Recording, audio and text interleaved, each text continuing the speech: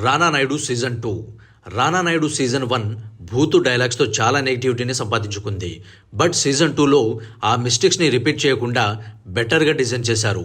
Season 1 ఎక్కడైతే end అవుతుందో season 2 కూడా అక్కడి నుండే స్టార్ట్ అవుతుంది. స్టోరీ అండ్ స్క్రీన్ ప్లేని పక్కన పెడితే న్యూ క్యారెక్టర్స్ అండ్ న్యూ ప్రాబ్లమ్స్ని క్రియేట్ చేసి మోర్ ఎమోషన్స్ని డెవలప్ చేశారు. ఇన్ఫ్యాక్ట్ ఫ్యామిలీ డ్రామాని బాగా ఇంప్రూవ్ చేశారు. But through out the series కొన్ని సీన్స్ ఎందుకు తీశారో అర్థం కాదు. అన్యాక్సెప్టబుల్ అండ్ అన్నెసెసరీ సీన్స్ చాలా ఎక్కువగా ఉన్నాయి. బట్ ప్రతి ఎపిసోడ్లోనూ రానా తన పర్ఫార్మెన్స్తో అందరినీ డామినేట్ చేశాడు. రానా తన కంప్లీట్ పర్ఫార్మెన్స్ని ఈ సిరీస్లో చూపించాడేమో అనిపించింది. Action wise, emotional wise Rana ఎరగదీశాడు. అండ్ యాజ్ యూజువల్ వెంకటేష్ గారు బాగా చేశారు.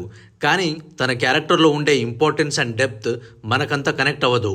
ఆ క్యారెక్టర్ని ఆయన కాకుండా ఇంకెవరు చేసినా సేమ్ ఫీల్ కలుగుతుంది. నిజం చెప్పాలంటే రానా నాయుడులో వెంకటేష్ గారి క్యారెక్టర్ కూరలో కరివేపాకులా ఉంటుంది. ఆయన స్టార్డమ్ని, యాక్టింగ్ పొటెన్షియాలిటీని సరిగ్గా వాడుకోలేకపోయారు. సిరీస్లో ఆయన క్యారెక్టర్ ఎందుకుందో, ఎందుకు రాశారో తెలియనట్టుగా తీశారు. ఇన్ఫ్యాక్ట్ వెంకటేష్ గారు యాక్ట్ చేసి తప్పు చేశారేమో అనిపించింది. సిరీస్లో కొన్ని action scenes and thrilling elements బాగా వర్కౌట్ అయ్యాయి.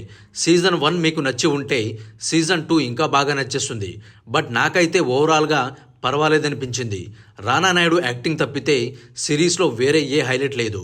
సో ఒక టైంపాస్గా థ్రిల్లర్ ఫ్యామిలీ డ్రామా సిరీస్ని చూడాలనుకుంటే 8 ఎపిసోడ్స్తో నెట్ఫ్లిక్స్లో స్ట్రీమ్ అవుతుంది. చూసి ఎంజాయ్ చేయండి. And again with no family.